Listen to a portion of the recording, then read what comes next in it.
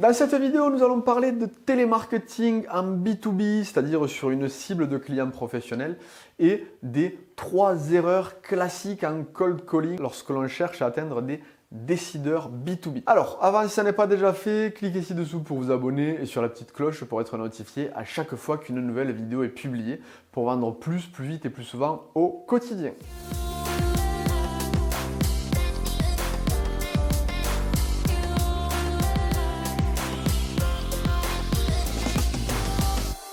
Comme je le dis toujours, quoi que l'on en dise, le téléphone était, reste et sera toujours d'actualité pour avoir un contact direct avec des décideurs, surtout en B2B, c'est-à-dire avec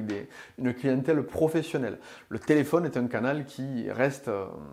indispensable et qui vous permet d'avoir accès en direct aux réactions et donc d'obtenir des rendez-vous et d'obtenir des vente par transformation de ces rendez-vous. Par contre, il y a l'art et la manière d'utiliser ce canal qui est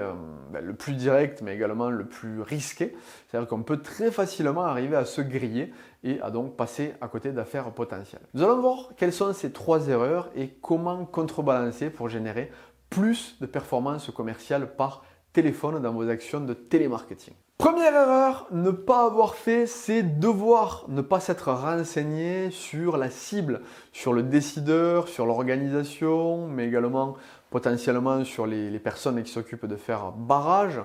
Voilà. Donc avec tous les outils qui existent aujourd'hui, vous n'avez plus le droit, c'est réellement une faute professionnelle, d'appeler de but en blanc. Donc je sais bien que je vous ai parlé de cold calling dans le titre de cette vidéo, mais aujourd'hui le cold calling évolue. On peut même parler de warm calling, c'est-à-dire qu'il faut déjà cibler d'une part, j'en ai longuement parlé dans notre vidéo, mais également avoir un niveau d'information suffisant pour, une fois que le contact est engagé, une fois que l'on a le décideur au bout du fil, pouvoir lui démontrer au travers quelques mots, au travers une phrase ou deux, que vous ne l'avez pas contacté par hasard, vous ne l'avez pas ciblé, vous savez dans quelle industrie, dans quel secteur d'activité il agit, quels sont les challenges du moment par rapport à l'activité par exemple sur les réseaux sociaux ou sur LinkedIn, des posts qui ont été mis en avant, qui ont été générés dans les derniers jours ou les semaines qui ont précédé. Voilà, vous devez essayer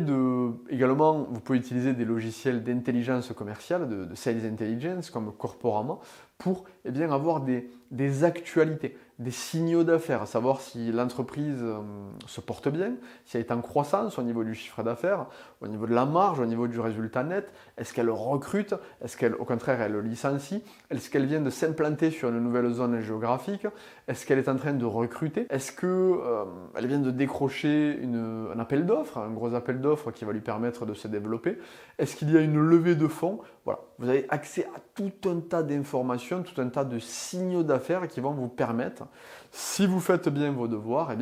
d'avoir un niveau suffisant d'informations pour engager la conversation de manière contextualisée et de manière percutante, qui vont vous mettre en avant et vous valoriser auprès de votre interlocuteur qui verra tout de suite que vous n'êtes pas dans une campagne de prospection généralisée et qui vous accueillera mieux, qui vous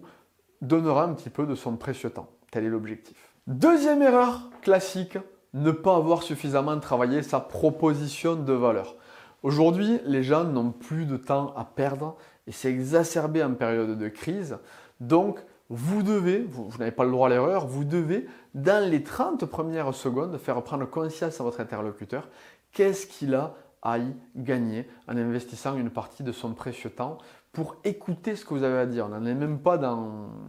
l'hypothétique business que vous pourrez faire ensemble, mais tout simplement pour écouter ce que vous avez à dire. Et donc, malheureusement, la plupart du temps, les gens ont ce syndrome d'aller dans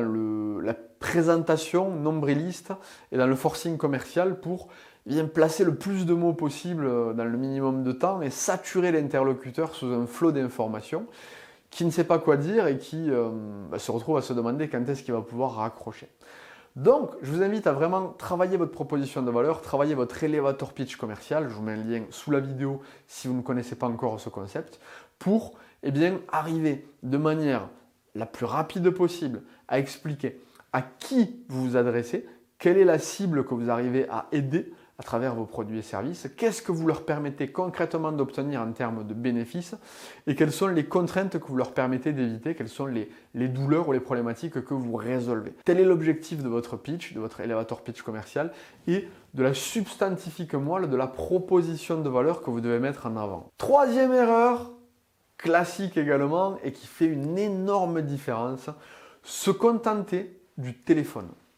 Aujourd'hui, je l'ai dit en introduction, le téléphone est un outil indispensable qui permet d'avoir un contact direct avec les décideurs, soit, mais il n'y a pas que le téléphone.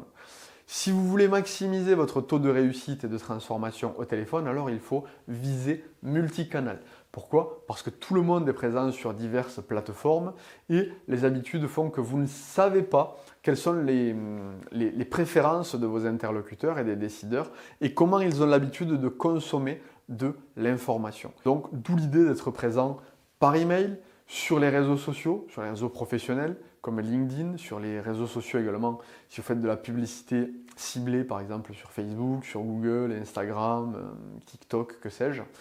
Également par courrier, parce que c'est un canal qui a été délaissé ces dernières années et qui peut permettre de vous différencier. Par SMS, voilà, vous avez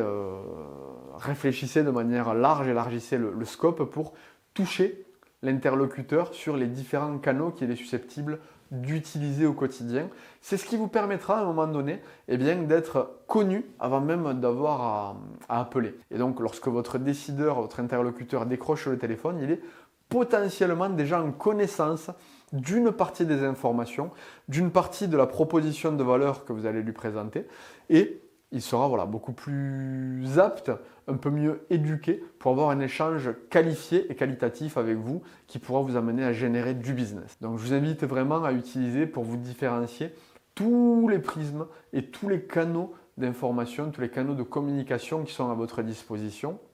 Vous pouvez également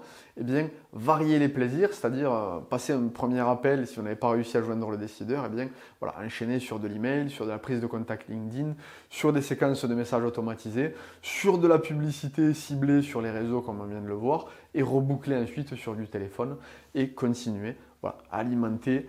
la roue, à mettre de l'eau au moulin jusqu'à que vous ayez enfin le décideur sur l'un ou l'autre des canaux qui vous donne une réponse oui, non ou oui peut-être, mais pas tout de suite. Voilà, le but c'est de sortir de l'incertitude et de sortir de la relance stérile, la relance téléphonique